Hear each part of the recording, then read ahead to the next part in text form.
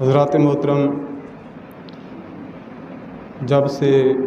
اس معاملے کے بارے میں پتہ چلا تو یقیناً یہ بہت ہی حساس معاملہ ہے اور یہ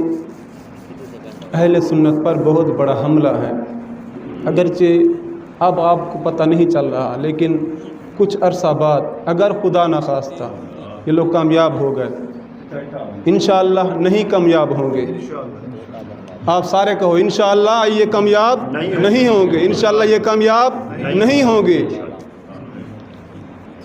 اگر خدا نخواستہ یہ لوگ کامیاب ہو جاتے ہیں تو یہ بدعقیدگی ہماری نسلوں میں اتنی تیزی سے پھیلے گی کہ جس کا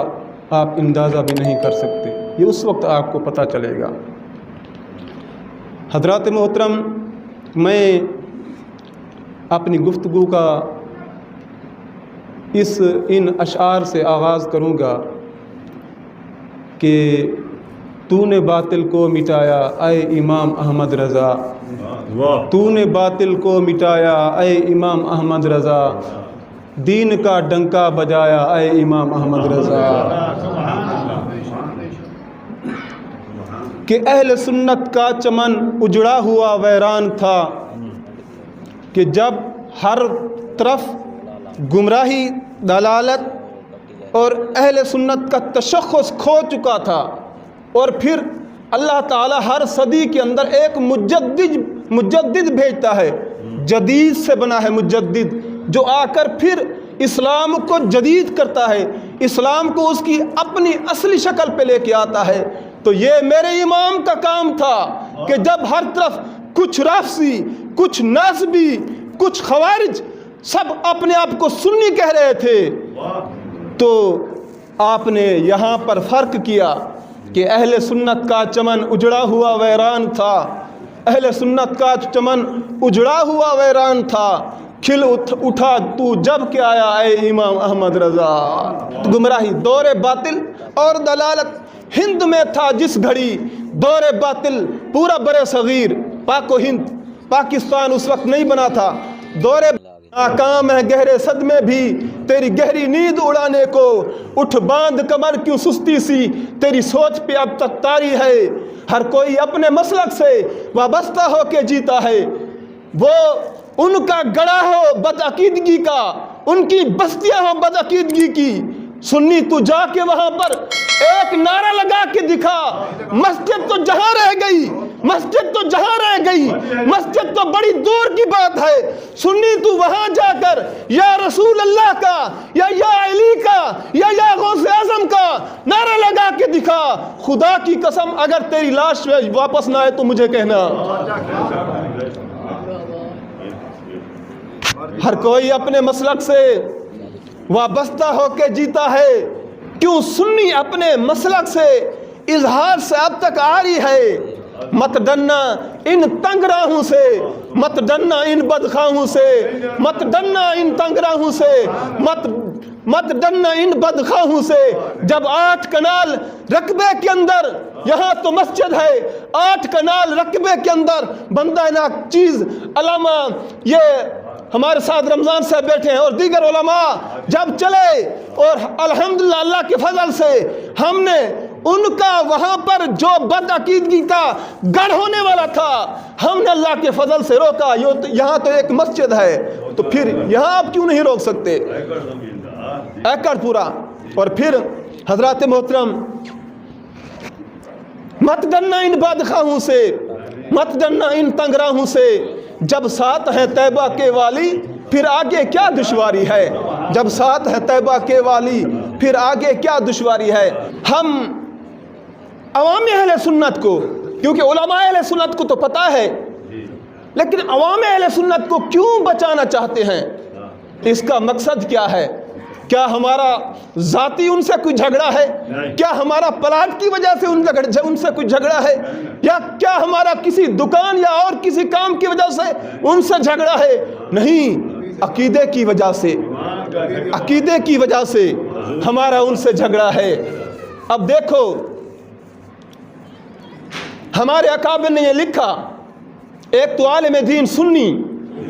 جس کا چہرہ دیکھنا بھی عبادت ہے، صحیح العقیدہ سنی، لیکن ایک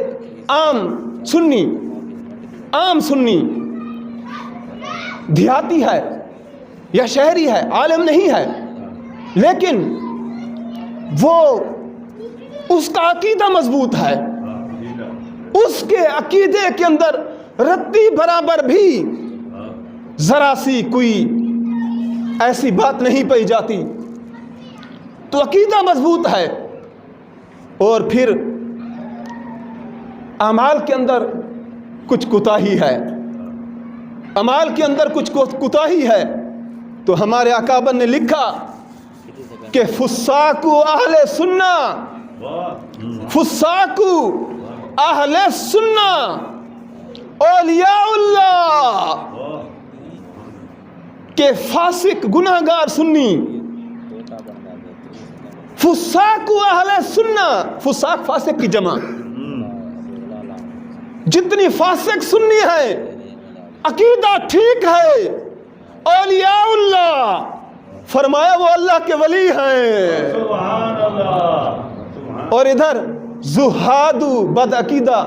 زہاد اہل بدع، زہاد زاہد کی جمع، زاہد نیکیاں کرنے والا، نماز پڑھنے والا، قرآن پڑھنے والا،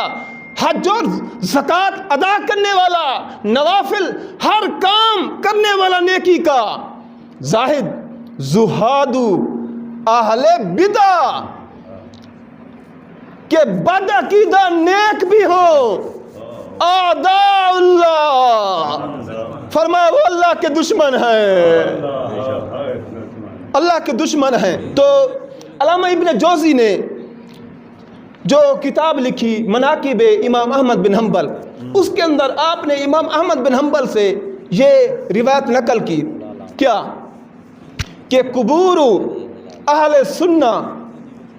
قبور اہل سنہ من الفساق، کہ اہل سنت فاسق گناہگار کی قبور، قبر کی جمع قبور، کہ اہل سنت فاسق کی قبریں بھی روضۃ من ریاض، روضۃ من ریاض، من ریاض الجنہ،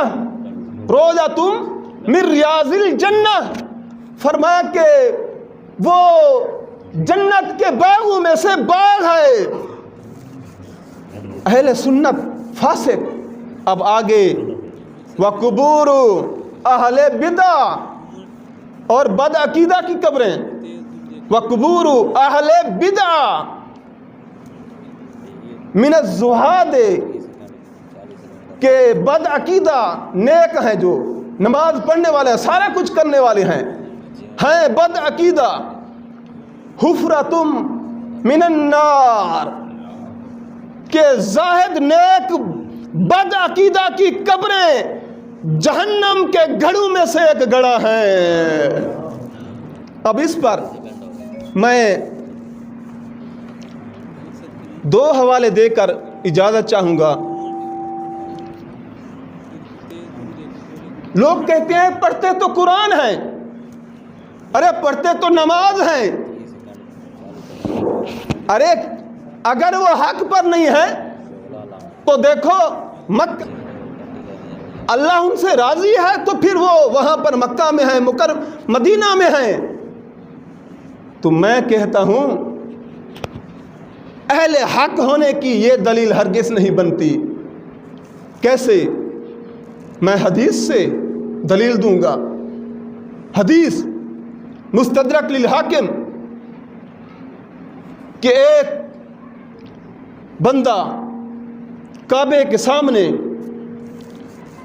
مصلی بچھا کر ساری زندگی کعبے کے سامنے نمازیں پڑھتا رہا، ارے وہ حج ادا کرتا رہا، ارے جس کی ساری زندگی کعبے کے سامنے نمازیں پڑھتے ہوئے صبح صلی و سام، نمازیں بھی پڑھتا تھا، روزے بھی رکھتا تھا، سارے وہ نیک کام کرتا تھا، ارے جس مسجد حرام میں ایک نماز پڑھنے کا ثواب 1,00,000 نماز پڑھنے کا ثواب ہے، لیکن عقیدہ صحیح ہو تو یہ ثواب ہے، لیکن ساری اس کی زندگی کے اعمال وَهُوَ مُبْغِضُ لِأَهْلِ بَيْتِ محمد، فرمایا کہ اس کی ساری زندگی کے اعمال کعبے کے سامنے بھی وہ اعمال اس کے مردود ہو گئے کہ وَهُوَ مُبْغِضُ لِأَهْلِ بَيْتِ محمد دَخَلَ النَّارِ، کہ اس کے دل کے اندر نبی کی اہل بیت کا بغض تھا تو جہنم کے اندر داخل ہو گیا۔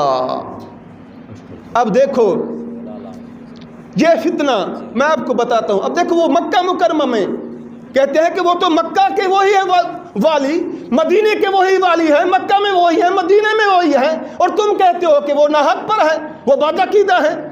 تو میں کہتا ہوں یہ تو ساری زندگی مکہ میں رہا اور وہاں پر یہ باتیں کرتا رہا، لیکن پھر بھی جہنم سبب کیا بنا؟ جہنم کا ٹھکانہ۔ تو پتہ چلا کہ عبادت یہ نماز ہے، سب سے پہلے عقیدے کا صحیح ہونا ضروری ہے۔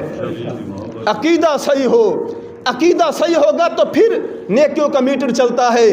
ورنہ کبھی نیکیوں کا میٹر نہیں چلتا۔ خدا کی قسم ہم ہیں سچے پکے صدیقی، ہم ہیں سچے پکے حسینی، وہ صدیقی نہیں کہ ایک طرف تو صحابہ کی محبت کے دعوے ہوں اور دوسری طرف بغل میں یزید کو چھپائے بیٹھے ہوں، اور ایسے حسینی بھی نہیں کہ ایک طرف تو اہل بیت کے دعوے ہوں اور دوسری طرف صدیق اکبر کے دشمنوں کو، صحابہ کے دشمنوں کو اپنی بغل کے اندر چھپا کے بیٹھے ہوں۔ نہیں، خدا کی قسم ہم ہیں سچے صدیقی، ہم ہیں سچے حسینی کہ سینہ چیرا جائے ایک طرف صدیق لکھا ہوگا، دوسری طرف علی لکھا ہوگا، ایک طرف حسین لکھا ہوگا، دوسری طرف عمر لکھا ہوگا۔ تو سنیں اعلیٰ حضرت سے جب یہ پوچھا گیا، یہ فتاوی رضویہ اس کی جلد نمبر 14، اعلیٰ حضرت سے اس مسئلہ کے بارے میں پوچھا گیا کہ ہمارے سنی حنفی علماء کاسرہم اللہ تعالی و ابقاہم الی یوم الجزاء، اس میں کیا فرماتے ہیں؟ ترجمہ نہیں کروں گا، یعنی اس مسئلہ کے بارے میں کیا فرماتے ہیں؟ تو کہ فرقہ غیر مقلدین، غیر مقلدین کون ہیں؟ یہ اہل حدیث جن کو کہتے ہیں۔ مقلد یعنی تقلید کرنا۔ اب دیکھیں ایک ہے مجتہد اور ایک ہے محدث۔ مجتہد اور محدث کے درمیان جو فرق ہے وہ اتنا بڑا فرق ہے کہ اعلیٰ حضرت نے اس کی مثال دی اور فتاوے کے اندر کیا کہ جس طرح ایک سٹور والا، دوائیوں کی سٹور والا اور ڈاکٹر کے درمیان جو فرق ہوتا ہے، یہ سٹور والے کو تو دوائیوں کو پتہ ہے لیکن اسے یہ معلوم نہیں کہ یہ دوا کس مرض کا علاج ہے، لیکن مجتہد حدیث سے مسئلہ اخذ کرتے ہیں، ان کا اجتہاد ہوتا ہے، اس لیے مجتہد کا محدث سے بہت بلند و بالا بڑا مقام ہے۔ تو مجتہد ہم ہیں امام اعظم ابو حنیفہ کے مقلد، ہم ان کی تقلید کرتے ہیں۔ ہماری نماز پڑھنا، سارے یہ مسائل جو بھی زندگی کے مسائل ہیں تو سب مسائل ہم ان کے مقلد ہیں۔ مسلم شریف کے اندر موجود ہے کہ جب دو مجتہد کسی مسئلہ کے اندر اجتہاد کرتے ہیں تو فرمایا اگر جو حق پر ہوگا اسے 2 نیکیاں دی جائیں گی، اور جو مجتہد خطا پر ہوگا فرمایا اسے محروم پھر بھی نہیں کیا جائے گا، اس کے اجتہاد کی وجہ سے اسے بھی 1 نیکی دی جائے گی۔ تو مجتہد ہم کس کے مقلد ہیں؟ امام اعظم ابو حنیفہ کے، اور یہ ہے غیر مقلد یعنی کسی مجتہد کو نہیں مانتے یہ اہل حدیث، اور جو مجتہد کو نہ مانے وہ گمراہ ہے، وہ بددین ہے، کیونکہ یہ کہتے ہیں ہم خود جب قرآن ہمارے سامنے آئے، حدیث ہمارے سامنے آئے، ہم خود جب مسئلہ نکال سکتے ہیں، ہمیں کسی کی تقلید کی کیا ضرورت ہے؟ جو صحابہ کے سینے کے اندر ایک علم آیا وہ کروڑوں کتابیں پڑھنے سے بھی نہیں آتا، اور جو کسی تابعی کا صحابہ کے قرب میں علم حاصل ہوا، علم آیا، وہ کسی بعد والے کے پاس اتنی علم نہیں ہو سکتا۔ تو مجتہد کا اتنی علم، تو اب یہ لوگ کہتے ہیں ہم غیر مقلد ہیں، ہم کسی کی تقلید نہیں کرتے۔ تو اس بارے میں پوچھا غیر مقلد کہ یہ اللہ تعالیٰ کے لیے مکان کے قائل ہیں، اللہ تعالیٰ کے معاذ اللہ ثم معاذ اللہ مکان کے قائل ہیں، نیز ان کے لیے جہت کا قائل ہے اللہ تعالیٰ کے لیے، یعنی کہ نواب صدیق حسن خان کے رسالہ اور نیز ان کے دیگر رسائل سے ظاہر ہے کہ احناف کی فقہ کو باطل، احناف کی فقہ کو، ہماری فقہ کو باطل اور ناحق جانتا ہے، اور پھر اس کی سخت توہین کرتا ہے۔ سنیے، سخت توہین کرتا ہے۔ ایک اور غیر مقلد نے اپنے رسالے میں فقہ احناف کے حق میں لکھا کہ بلکہ معاذ اللہ بدبوردار رسنڈا، یہ فقہ احناف کے بارے میں لکھا، اور پھر جب اس کے پاس جاؤ تو یعنی بدبو آتی ہے معاذ اللہ الیاذ باللہ۔ اور پھر مولوی ابو القاسم بنارسی کے رسالہ کی ایک اور عبارت سے فقہ احناف کا موجب دخول دوزخ ہونا ثابت ہے۔ توجہ سے سنیں، وہ کہتے ہیں کہ جو امام اعظم کی تقلید کرتا ہے اس کا دوزخ کے اندر داخل ہونا ثابت ہے، یہ اہل حدیث کہتے ہیں۔ اور پھر اس کے بعد امام صاحب کی توہین بے حد کرتا ہے، اور چنانچہ مولوی ابو القاسم بنارسی نے اپنے رسالہ میں حضرت امام صاحب کی شان میں یعنی امام اعظم ابو حنیفہ کی شان میں بے انتہا بے ادبیاں کیں۔ آپ کی ولادت شریفہ کے سن کا مادہ لفظ سگ معاذ اللہ ثم معاذ اللہ، یعنی سگ کا معنی آپ بیان میں نہیں کر سکتا۔ تو پھر اس کے بعد یعنی وغیرہ وغیرہ، اور پھر نبی علیہ الصلوۃ والسلام کی شان میں توہین ہے، اور صحابہ کی اور اہل بیت کی شان میں، اولیاء اللہ کی شان میں توہین ہے۔ تو اس کے بعد آخر میں، اب میں نے شارٹ کر کے آخر میں اعلیٰ حضرت نے جواب دیا، فرمایا جواب اس کا یہ ہے کہ بلا شبہ پوری جماعت غیر مقلدین گمراہ اور بد دین۔ اعلیٰ حضرت نے، یہ ہمارے جو مسلک کے امام ہیں، آپ فرماتے ہیں گمراہ اور بد دین ہیں، اور بحکم فقہ کفار اور مرتد ہیں۔ یہ لوگ کفار اور مرتد ہیں کہ یہ گمراہ اور بد دین ہیں، اور فقہ کے حکم کے مطابق یہ کفار اور مرتد ہیں۔ یہ میرے امام اعلیٰ حضرت کا فتویٰ ہے، فتاوی رضویہ۔ تو اللہ تعالیٰ کی بارگاہ میں دعا ہے کہ اللہ تعالیٰ ہمیں ان سے بچا کے رکھے۔